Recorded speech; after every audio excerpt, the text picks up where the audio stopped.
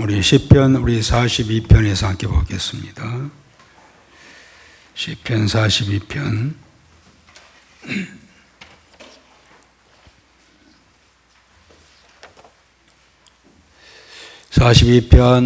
우리 11절 마지막 절 11절 우리 다 같이 읽도록 하겠습니다. 내 영혼아 네가 어찌하여 낙심하며 어찌하여 내 속에서 불안해하는가?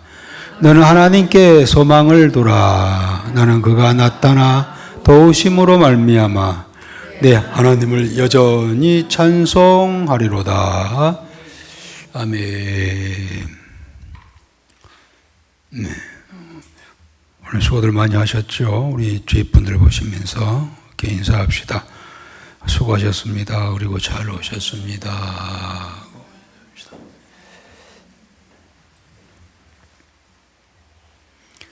예, 우리 돌아온 주가 이제 우리 초청주일이어가지고 할 말은 참 많은데, 할 많은데요. 우리 계속해서 우리 시편 42편을 강의하도록 그렇게 하겠습니다. 우리가 1절부터 11절까지 다 읽어보면 봐야 되겠습니다만은 한 절만 읽었는데요. 그런 이야기입니다. 믿음의 사람도 낙심할 때가 있다 라는 이야기입니다. 우리가 믿음 생활 잘한다 하고 이렇게 열심히 하다가도 낙심할 때가 있고 소위 시험 들 때가 있다는 겁니다. 물론 시험이라는 단어가 좀 다르긴 합니다만은 낙심할 때가 있다는 것이죠.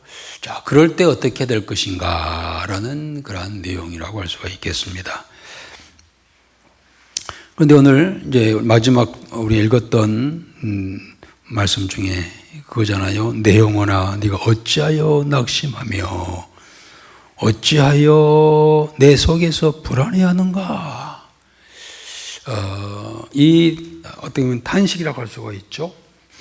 이렇게 탄식할 수 있는 자가 어떤 자일까? 세상 사람들이 이런 탄식할까요? 또 믿음이 없는 자들이 이런 탄식할까요? 믿음이 없는 사람들은 이런 탄식도 못합니다. 내 영혼아 어찌하여 두려워하는고 하고 낙심하나 하고 하면서 이렇게 탄식하는 것도 믿음이 있기 때문에 그렇습니다. 믿음이 없는 사람은 탄식도 할 수가 없지요. 믿음의 사람이라고 하는 것이 뭡니까? 누구보다도 하나님을 사랑하고 또 하나님의 임재를 체험하고 그 은혜 속에 살아갔던 자, 또 늘 그 은혜를 사모하던 사람이 때로는 그런 깊은 영적 침체와 또 그리고 우울한 자리에 있을 수가 있는데 그때에 부르짖는 그러한 외침, 그러한 고백이라고 할 수가 있겠습니다.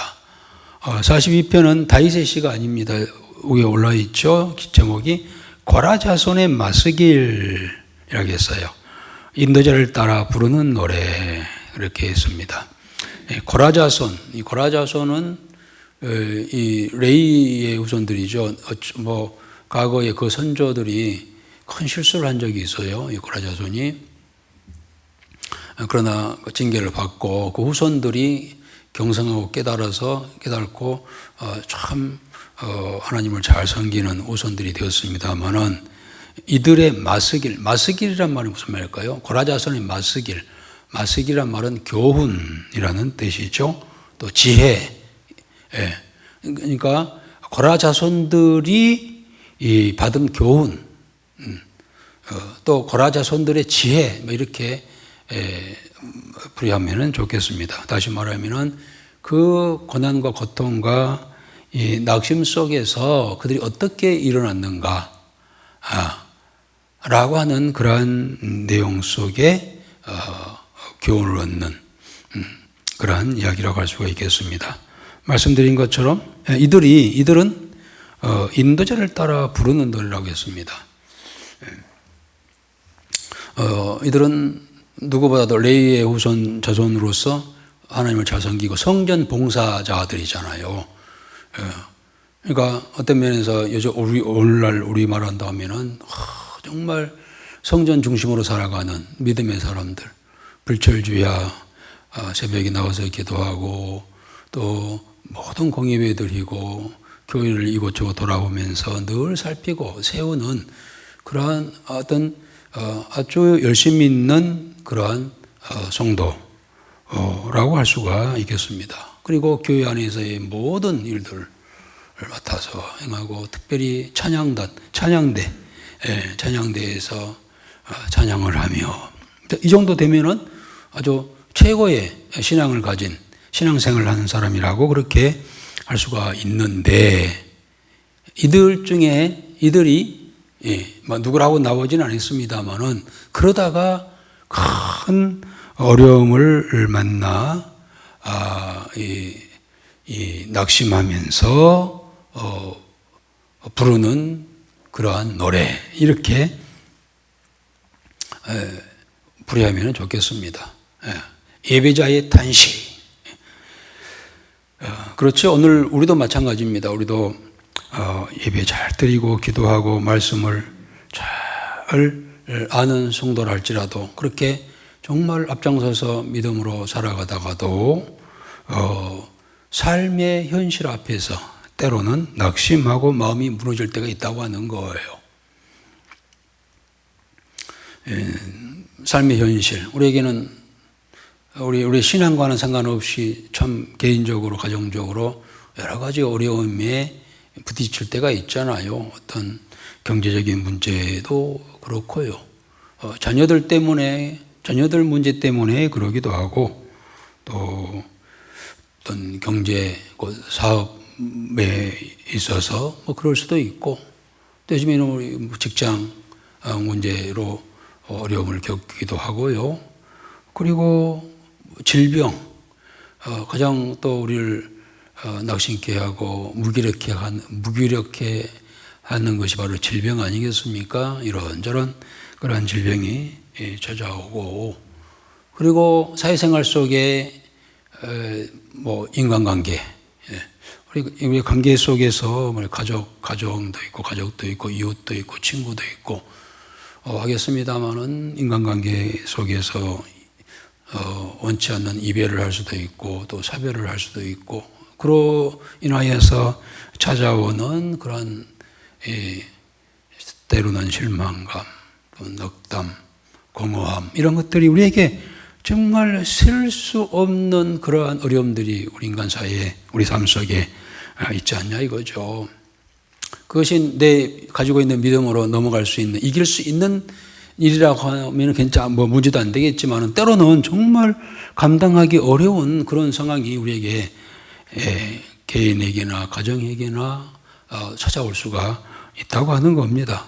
이제 그걸 좀 상상하면은 이해가 좀 가겠어요. 그러나 오늘 시편 42편은 그런 우리에게 고라자손의 마스길이라고 했잖아요. 마스길은 무슨 말이라고요? 교훈, 지혜. 그런 상황 속에 혹시 있다 할지라도 이 말씀을 통하여 우리가 교훈받고 또 지혜롭게 일어서야 한다라는 그러한 내용이라고 할 수가 있습니다. 더불어서 설령 그러한 어려움이 있다 할지라도 뭐 어려움이 있다 할지라도 숨기지 말고 하나님께로 가져오라는 거예요. 우리 자녀들이 우리 어렸을 때 우리 자녀 다 그때마다의 그 사람이 맞는 그 수준에 맞는 어려움이 찾아오잖아요. 그런데 자녀들에게도 문제가 있을 수 있겠죠.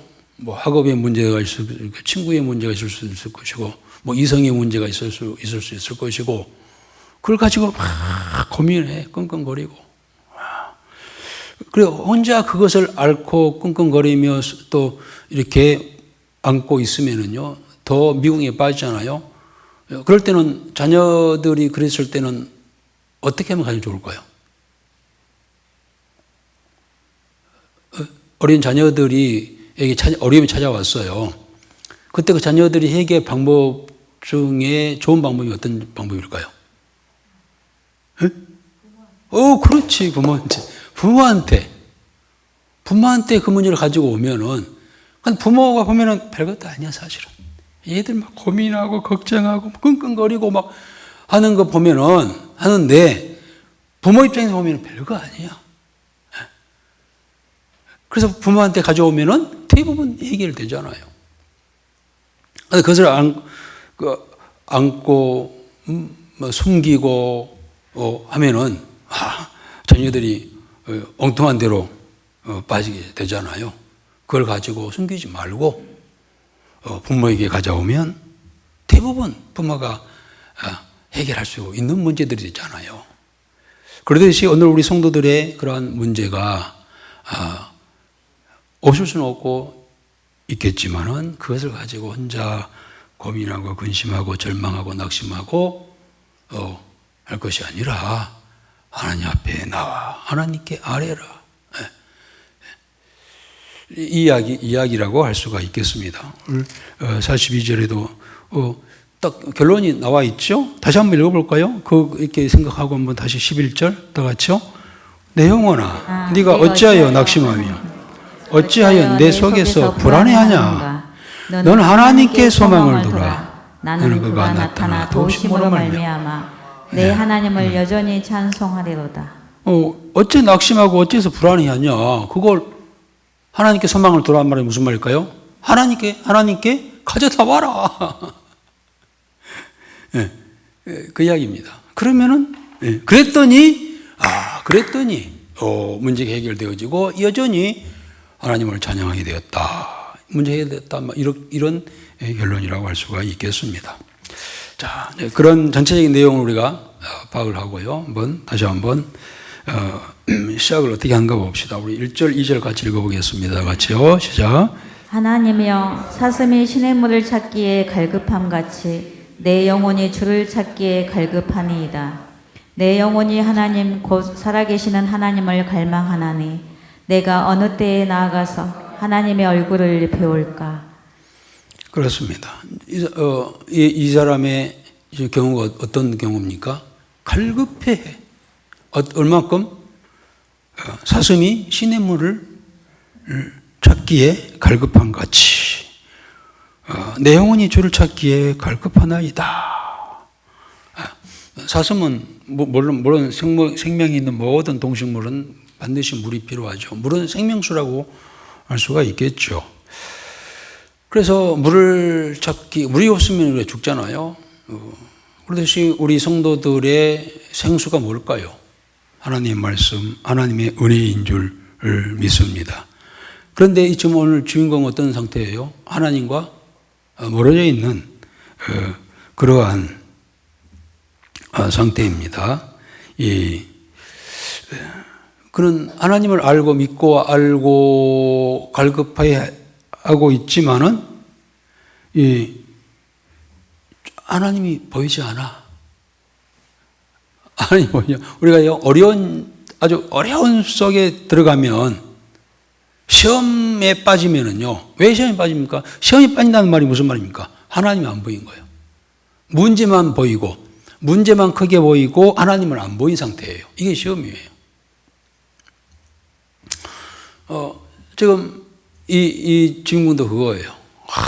지금 갈급하고 지금 뭔가 불안해하고 뭔가 부족하고 뭔가 채워야 되는데 이것을 채워줘야 할 하나님은, 생수 되신 하나님은 눈에 보이지 않고 잡히지도 않고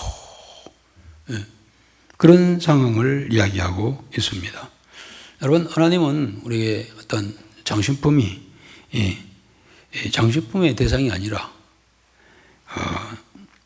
내 영혼이 살기 위해서는 반드시 필요한 그러한 대상인 줄 믿습니다. 오늘 많은 사람들이, 현대인들이 또 교회 나오는 기독교인들, 교인들도 하나의 신앙을 액세서리로 그냥 내 인생길에 그냥 하나의 종교, 액세서리, 마음의 안정을 취하는 곳, 이런 정도로 하나님을 생각하는 경우가 참 많습니다. 절대적이지 않아요. 상대적이에요. 그러니까 그냥 행동하는 것이 다르죠. 절대적이라면 이렇게 우리가 신앙생활 할 수 있냐 이거죠. 하나의 장식품이 아니고 액세서리가 아니라 절대자이다.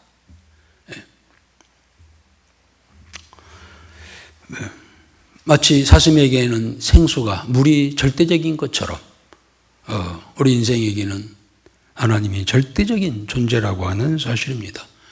그런데 오늘 이 주인공도 그것을 알고 있었어요. 알고 있었지만은 너무나 좀 찾아오는 그런 상황이 환경이 너무 어려우니까 그 하나님이 안 보이는 거예요. 그래서 이렇게 애타게 절규하는 그러한 내용이라고 할 수가 있겠습니다. 그게 2절이잖아요. 내 영혼이 하나님 곧 살아계시는 하나님을 갈망하나니 내가 어느 때에 나아가서 하나님의 얼굴을 배울까? 하나님이 안 계신 건가요? 하나님 움직이셔가지고 저 어디 멀리 가셨다든지 안 계시다든지 그런 상태일까요? 문제는 누가 문제예요? 본인이 문제예요, 본인이. 문제를 갖다가 눈앞에 딱 대고 있으니 앞이 안 보여. 문제를 크게 보이면은요, 하나님 보이지 않는 거예요. 그런데 여전히 하나님은 살아계시고 존재하시고, 그를 기억하시고, 그를 바라보고 계시는데, 우리는 내가 내 앞에 닥쳐온 그 문제가 너무 크다고 생각하고, 바로 내 눈앞에다가 대고 있으니, 멀리가 안 보이니까, 하나님 안 보이니까, 그러한 절교를 하고 있죠. 이게 이제, 2절에 그렇잖아요. 내가 어느 때에 나아가서 하나님의 얼굴을 배울까?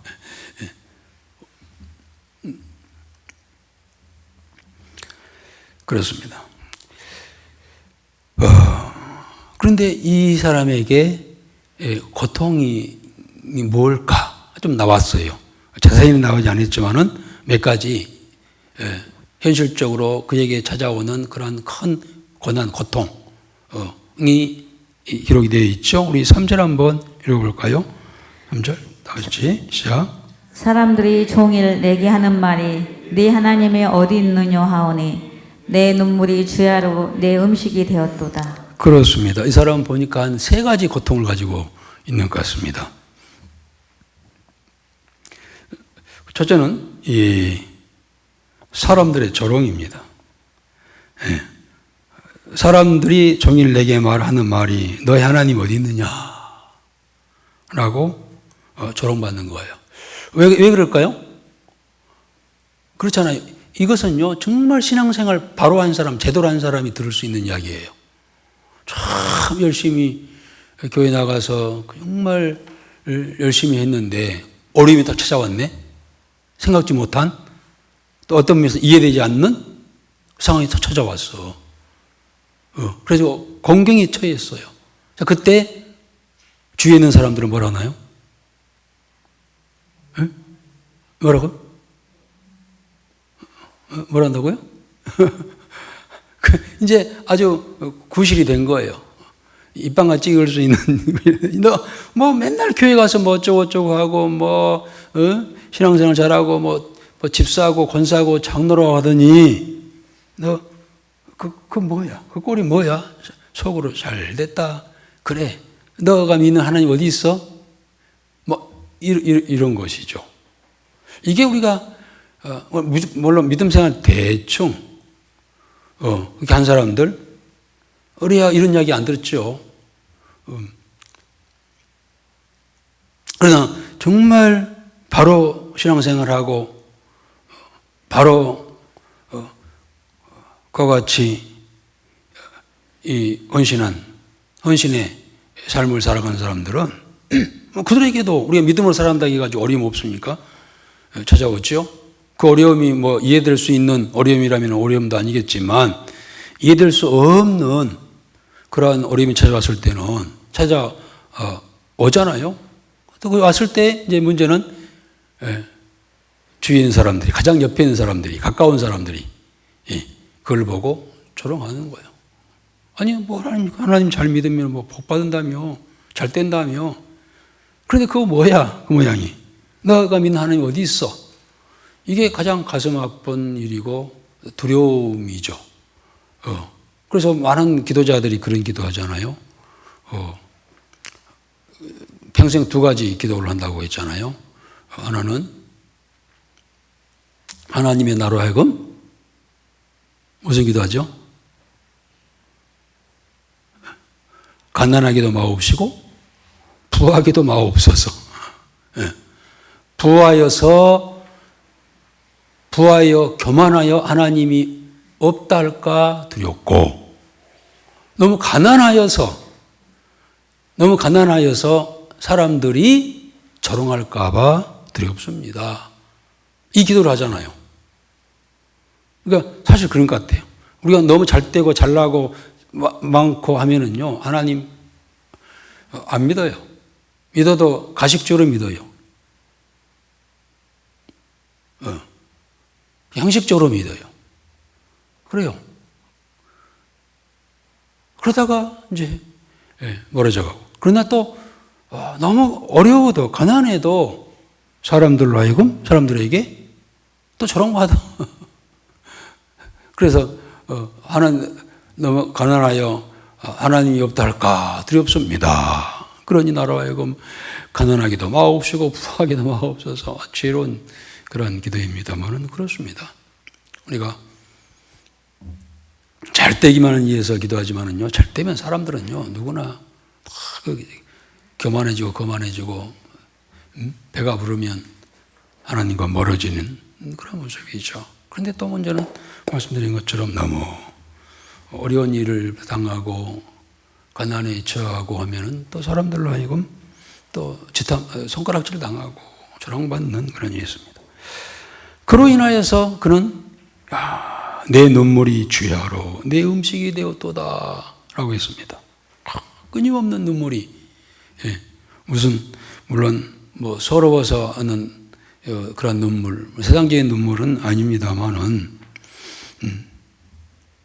어쨌든 상황과 환경이 위로보다는 눈물이 더 익숙한 그런 시간에 고통의 시간을 보내고 있고, 그리고 문제는 과거의 영광, 과거의 믿음의 신앙, 그 정도 정말 이 정도 고백하고 이 정도 탄식한 사람이라면요, 과거에 좀 많은 좋은 그런 신앙의 경험을 가졌고, 또한 간증거리도 많고 은혜도 받았고 은사도 받았고 또 교회에서 누구보다도 열심히 했던 그런 자예요. 은혜가 있으니 열심히 하는 것이, 은혜 없이 교회에서 열심히 합니까? 그런데 지금 어떤 상황입니까? 지금은 너무 상황이 어려운 상황에 처해 있는 거예요. 과거에 자신의 그 신앙의 모습과 지금의 현실이 너무 간극이 있어. 어느 정도의 어떤 상황이냐? 우리 4절 한번 읽어볼까요? 4절. 내가 전에 성의를 지키는 무리와 동행하여 기쁨과 감사의 소리를 내며 그들을 하나님의 집으로 인도하였더니 이제 이 일을 기억하고 내 마음이 상하는도다. 그렇습니다. 거기에 다 나와 있죠. 과거에는 어떤 사람이었다고요? 전에 성의를 지키며 무리와 동행하여 교회 안에서 기쁨과 감사를 설레며, 얼마나 아름다웠어요. 얼마나 신앙생활 잘했습니까? 과거에는 정말 신앙생활을 열심히 하고 잘하고 예배드릴 때마다 기쁨이 있었고 모든 성도들과의 관계 속에서 그렇게 행복했는데, 지금은 그 자리에 설 수 없는 현실이 되었다는 겁니다. 그래서 하나님의 집으로 가던 것을 기억하였더니, 이 말이 무슨 말이에요? 하나님의 집으로 인도하였더니 이제 이 일을 기억하고 내 마음이 상한도다. 과거에는 그렇게 교회 열심히 성소주의를 모든 예배에 앞장서서 열심히 했는데, 그리고 거기에서 찾아오는 기쁨 속에 늘 그런 행복한 삶을 살아가는 신앙생활을 했는데, 지금 어떤 상태라는 거예요? 이제는 뭐예요? 이 일을 기억하고 내 마음이 상하도다. 지금 어떤 상태라는 거예요? 교회 안 나오고 있는 상태라는 거예요. 기억만 하고, 옛날에 그것만 생각하고 있어. 기억하고 있어. 그때가 좋았는데 지금 내가 나갈 수 없는. 진짜 시험 든 게 아니에요. 상황이 그렇게 교회를 못 나가게, 예배당을 못 나가게, 예배를 못 드리게 하는 그런 상황이에요. 그러니 더 가슴이 아픈 거예요.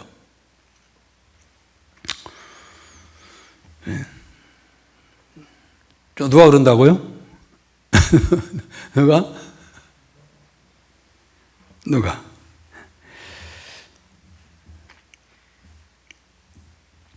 물론 고라 자손의 중에 하여튼 신앙생활 잘했던 사람 중에 한 사람이 그런 상황이라고 하는 것을 이야기를 하고 있습니다. 정말 그때는 정말 어린 속에서 이렇게 열심히 했는데 지금은 예배당에 갈 수 없는 그런 상황 속에서 근처만 가도 예배당 근처만 가도 눈물이 나는 이건 이 사람은 시험 든 게 아니에요. 지금 상황이 극심한 어려움 속에 빠져 있는 거예요. 예배 자리에 나갈 수 없을 정도로.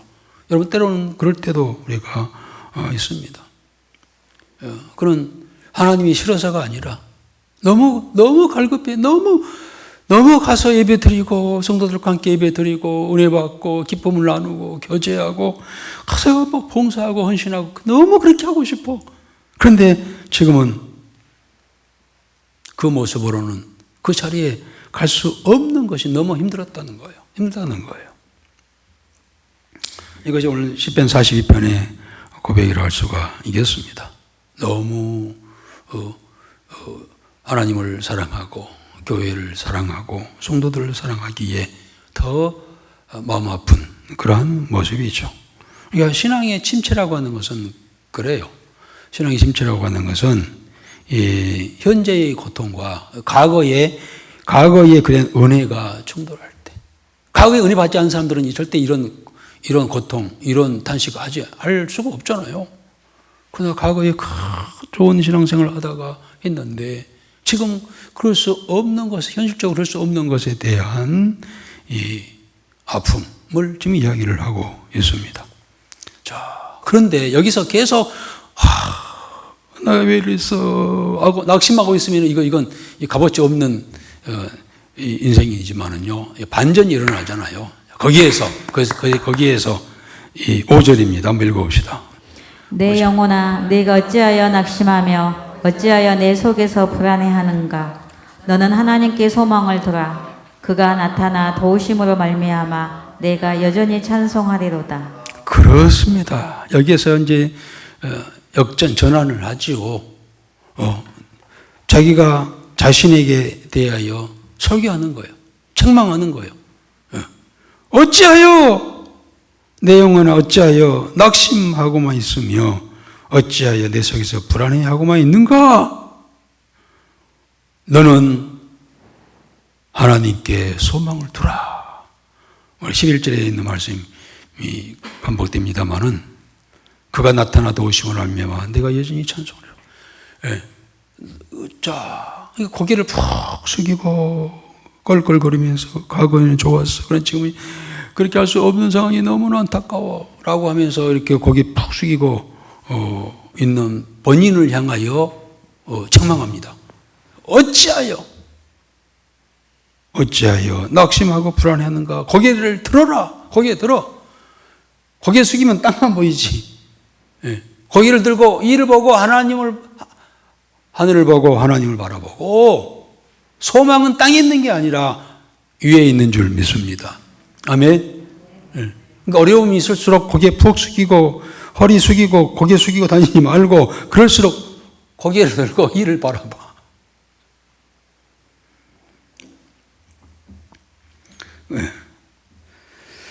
그런 자기 스스로에게 명령을 하잖아요. 너는 하나님께 소망을 두라. 하나님께 소망을 두라. 하나님께 나아가라. 그 문제 가지고 나아가라. 너에게는 큰 문제라고 할 수 있지만 하나님 편에서는 아무것도 아니야. 알고 보면은 아까 이야기했잖아요. 자녀들이 막 끙끙거려 잠도 못 자고 불면증에 걸려가지고 애가 막 학교도 가기 싫어하고 막 그래. 그러나 부모 입장에서 보니까 아무것도 아니야. 그러듯이 하나님께 나아가 그를 바라보라. 그가 나타나 도우심으로 말미암아 내 여전히 찬송하리로다. 물론 이 주인공은 이제 자기를 향하여 책망하면서 낙심하지 말고 이를 바라보고 하나님을 바라보라. 여러분, 하나님 바라본다고 해가지고 상황이 변합니까? 하나님께 소망을 두라는 이 말은, 하나님을 바라보면은 당장 상황이 바뀌어지고 변화되고 해결되고 되는 것은 아니다. 단지, 하나님을 바라보라고 하는 것은 하나님은 창조자이시고 모든 것에 능하신 하나님이시다. 변치 않고, 하나님 그 자체다. 그에게 일단은 소망을 두라는 거예요. 어떤 사람이 어떤 어려움으로 인하여서 우울증 또 불면증으로 힘든 시간을 보냅니다. 기도도 안 되고 찬양도 안 되고 교회 와서 말씀을 듣지 예배를 드리지만 아무런 감정도 없고 찬송을 불러도 마음이 움직임도 없고, 그런데 어느 날 이분이 일기를 썼다는 거예요. 일기에다가 그렇게 썼답니다. 오늘도 아무 감정이 없지만 그래도 하나님을 믿기로 선택한다. 그날 이후로 그가 아침마다 일어나가지고 시편 오늘 42편 5절 내 영혼아 네가 어찌하여 낙심하며 어찌하여 내 속에서 불안해하는가 너는 하나님께 소망을 두라 하면서 내 영혼아 하나님께 소망을 두라 하면서 아침마다 외쳤답니다. 근데 몇 주가 지나면서 상황이 즉시 바뀐 것은 아닌데 먼저 마음의 중심이 조금씩 회복되기 시작하고 밀려났던 하나님이 점점 삶 속에 들어오시고 그리고 하나님을 중심으로 두고 나갔더니 하나씩 눈 녹듯이 이 문제가 풀렸다라는 그런 간증을 하잖아요. 여러분, 믿음이라고 하는 것이 우리 감정이 회복된 다음에 생기는 것이 아니라 그 감정이 무너지고 상황이 무너진 상황 속에서 선택해야 할 것이 바로 믿음이라고 하는 것이죠. 좋은 상황, 좋은 환경 때만 믿음을 갖는 것이 아니라 이 믿음이라고 하는 것은 상황과 환경에 상관없이 여전히 오히려 어려운 상황 속에서 믿음을 선택하는 것이 진정한 믿음인 줄 믿습니다. 믿음의 개념을 우리가 바꿔야 돼요. 믿음이 있다고 하면서도 어떤 어려움이 찾아오면 믿음이 흔들려. 그러나 문제가 해결됐다고 해서 내가 믿음을 회복된 것이 아니라 믿음 속에 있을 때 그 문제가 하나하나 해결되어지고 어둠이 사라지고 그리고 회복되어지는. 그래서 오늘 5절에도 그 말이죠. 그가 나타나 그렇게 함으로 하나님께 소망을 두었더니 변치 않는 움직이지 아니한 빛 대신 그 하나님께 소망을 두었더니 그가 나타나 도우심으로 말미암아 내가 여전히 찬송하고 있다. 이거예요.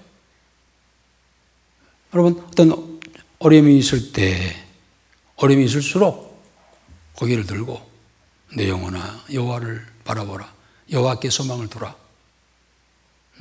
그래서 뭐냐면은 흔들렸던 믿음을 제자리에다 옮겨놓는 그런 작업이라고 할 수가 있어요. 하나님께 소망을 두라는 말은 믿음이 무너져 버리니까 모든 게 우울해지고 불면증이 일어나고 고통과 근심과 걱정, 낙심을 하는 거예요.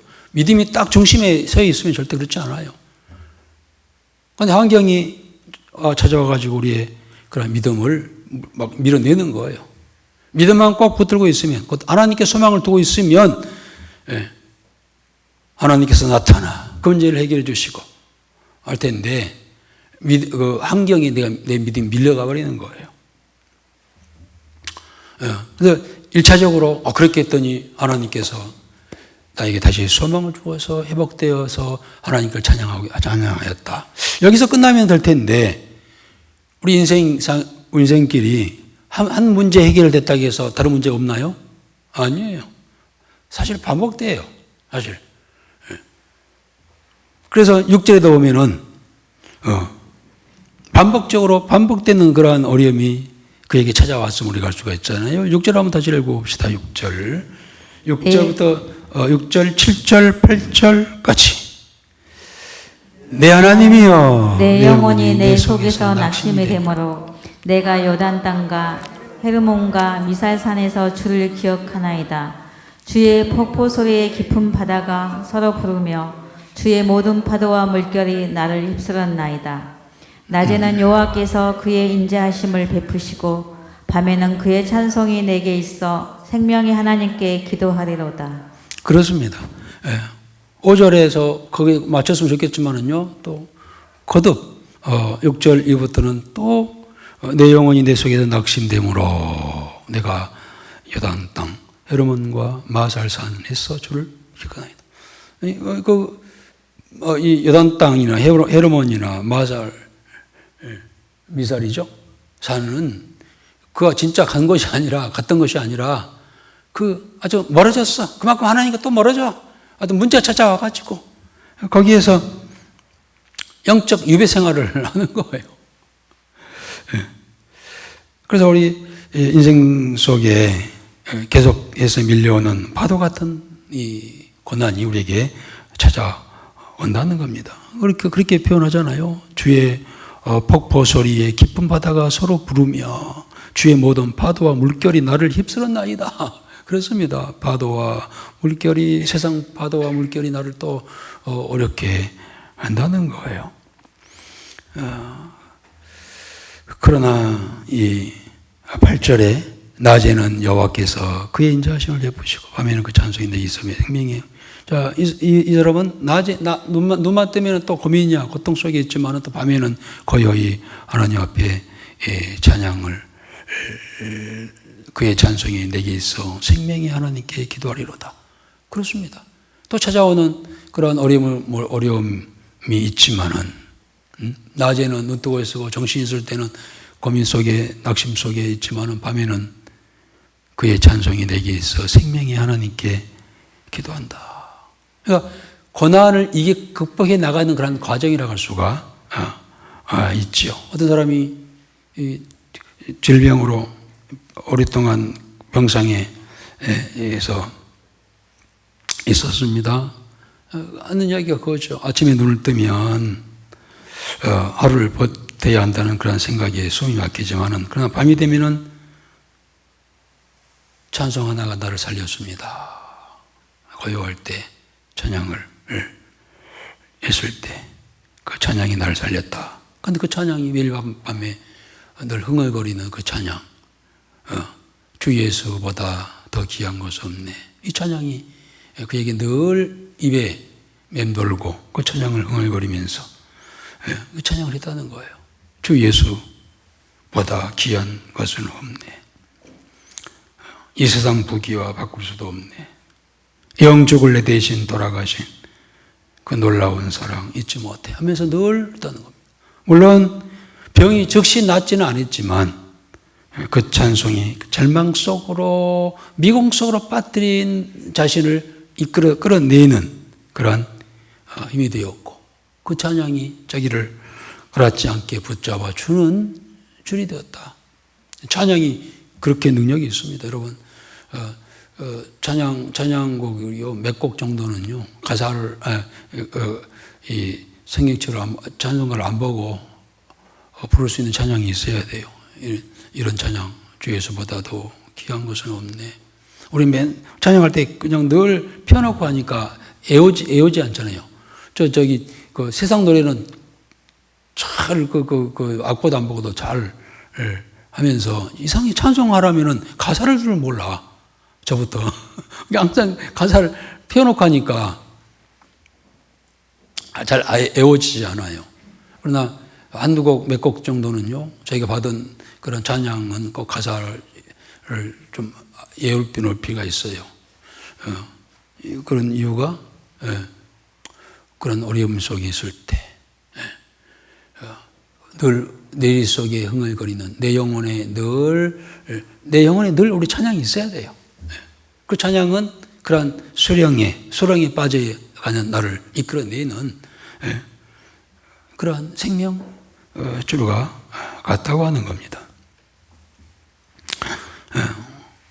하나님께서는 상황을 즉시 바꿔 주시지는 않지만 우리의 영혼은 무너지지 않도록 반드시 하나님께서 붙들어 주시는 하나님이시죠. 그래서 다시 일어서는 그의 모습을 볼 수가 있습니다. 11절에 여러분 결국은 우리 성도들은요 승리의 창가를 부르는 그런 복된 자들인 줄 믿습니다. 아멘. 그런 어려움이 쭉 있었지만 마지막에 11절에도 다시 한번 또 읽읍시다. 내 영혼아 네가 어찌하여 낙심하며 어찌하여 내 속에서 불안해하는가. 나는 하나님께 소망을 두라.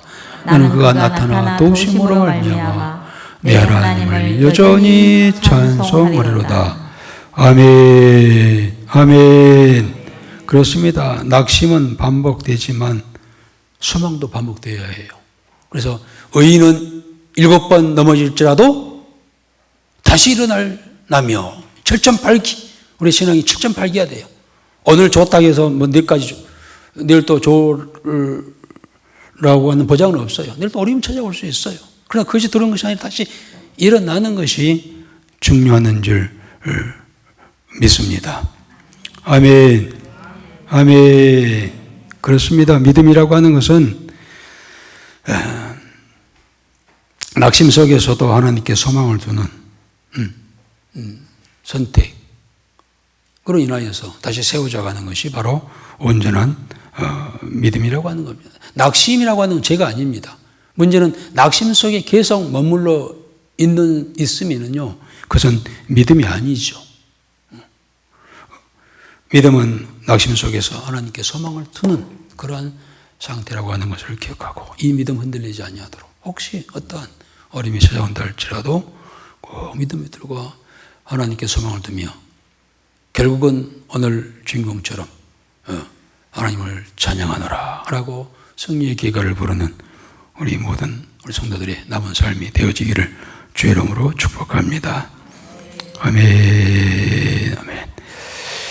우리 찬송 원장 드리겠습니다. 우리 찬송. 가끔은 이런 찬송을 하잖아요. 372장. 그 누가 나의 괴로 말며 또 나의 슬픔 알까. 주밖에 누가 알아주랴 영광을 일루야. 저는 가끔 이 찬송을 참 합니다. 어려울 때마다. 주밖에 누가 알아주랴. 이 말은 여호와께 소망을 두라. 우리의 소망은 하나님이시다. 하나님께 소망을 두었을 때 나의 괴로움, 슬픔 해결되는 그런 은혜가 있음을 고백하는 그런 찬양이라고 할 수가 있겠죠. 한번 드려보겠습니다. 372장. 그런데 찬양하고 나면은요, 이상하게 어려움이 없어져 버려요. 걱정했던 것들이 없어지고 우울했던 것이 사라지고 문제가 아무것도 안 돼. 마치 눈이 내렸다가 햇빛 쬐버리면 흔적도 없듯이, 형체가 없듯이 싹 이렇게 없어져 버리는 그러한 점들을 많이 하죠. 372장.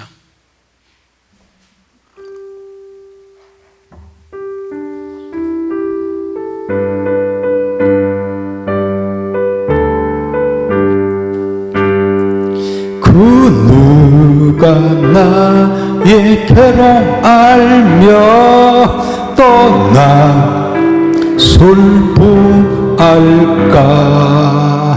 주밖에 누가 알아주랴 영광 할렐루야. 나 자주 넘어집니다. 오 주여. 나 자주 실패합니다. 오 주여. 그 누가 나의 괴로움 알며 또 나의 슬픔 알까. 주밖에 누가 누가 알아주랴 영광 할렐루야 그 누가 나의 괴로움 알며 또 나의 슬픔 알까 주밖에 누가 알아주랴 영광 할렐루야 나 슬픈 일 당합니다 주여 나 심히 괴롭습니다 주여 그 누가 나의 괴로움 알며 또 나의 슬픔 알까 주밖에 누가 알아주랴 영광 할렐루야 그 누가 나의 괴로움 알며 또 나의 슬픔 알까 주밖에 누가 알아주랴 영광 할렐루야 나 슬픈 일 당합니다 주여 나 힘이 괴롭습니다 주여 그 누가 나의 괴로움 알며 또 나의 슬픔 알까 주밖에 누가 알아주랴 영광 할렐루야 그 누가 나의 괴로움 알며 또 나의 슬픔 알까 주밖에 누가 알아주랴 영광 할렐루야 저막이 유혹합니다 주여 나 승리하게 하소서 주여 그 누가 나의 괴로움 알며 또 나의 슬픔 알까 주밖에 누가 알아주랴 영광 할렐루야 아멘. 우리 광고 말씀 쭉 보시고요. 예, 우리 돌아온 주일날이 우리 새가족 초청 대잔치의 날입니다. 그리고 25일 날은 2차가 되겠고요. 어떤 우리가 최선을 다해서 초청하는 그런 일을 남은 시간 최선을 다하도록 하겠고요. 그리고 대충 오늘 목장에서 3목장이었나요? 4명 나오게 단톡방에 올려놨는데 그렇게 각 목장에 그날 초청되어 오실 분들을 대충 파악해서 우리 목자들 모임 단톡방에다 올려주시면 좋겠어요. 여러 가지 준비사항이 있어서 그렇죠. 이렇게 다 해주시고 그리고 한번 기도하고 마치도록 하겠습니다. 우리 새가족 초청 잔치를 위한 기도문 다 같이 기도합니다. 새가족 초청 잔치를 위한 기도문 너희 말이 내 귀에 들린 대로 내가 행하리니. 민수기서 14장 18절. 사랑하는 하나님 아버지, 우리 안에 계시며 활동하시는 성령하는 임재하심에 감사합니다. 우리 교회의 새 생명 초청잔치를 진행하게 하셨습니다. 우리를 인도하셔서 승리와 지혜와 또 오실 줄 믿습니다. 하나님 아버지, 저희들 아직 주님을 찾지 않는 가족, 친척, 이웃들을 마음에 품고 그들을 섬기고 믿음의 본이 되기로 대면하니 모든 성도들의 새 생명 초청잔치의 구경꾼이 되지 않게 하옵소서. 안녕을 원천하보다 귀하게 여기신 예수님 마음으로 새 생명 축제에 임하게 하옵소서. 저희들 초청자들의 이름을 부릅니다. 성령님의 역사로 초청자들의 마음을 열게 하옵소서. 매주일에 초청자들이 예배당에 나와 말씀을 들을 결심도 하게 하고 동력 역사가 있게 하옵소서.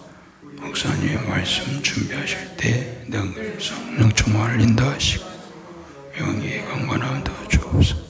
준비하신 말씀 선포하실 때 성령 흘러 넘치는 은혜가 넘치게 하옵소서. 초청축제 기간 동안 안내와 차량과 상복선 성령 충만으로 예수님께 얻어 봉사하게 하옵소서. 이 기간 동안 사용되어지는 모든 물질 봉사함을 주시고 물질도 전하는 가정이 많이 일어나게 하옵소서. 예수님의 이름으로 기도합니다. 아멘. 예, 맞습니다. 우리 새벽에 나오셔서 함께 기도하겠습니다. 우리 주기도문으로 예배를 마치겠습니다. 하늘에 계신 우리 아버지, 이름이 거룩히 여김을 받으시오. 나라의 마옵시오. 뜻이 하늘에서 이루어진 것 같이 땅에서도 이루어지리다. 오늘날 우리에게 일용할 양식을 주옵시고 우리가 우리에게 지은 자를 사해 준 것 같이 우리 죄를 사하여 주옵시고 우리를 시험에 들게 하지 마옵시고 다만 악에서 구하옵소서. 되게 나라와 권세와 영광 아버지께 영원히 사옵나이다. 아멘.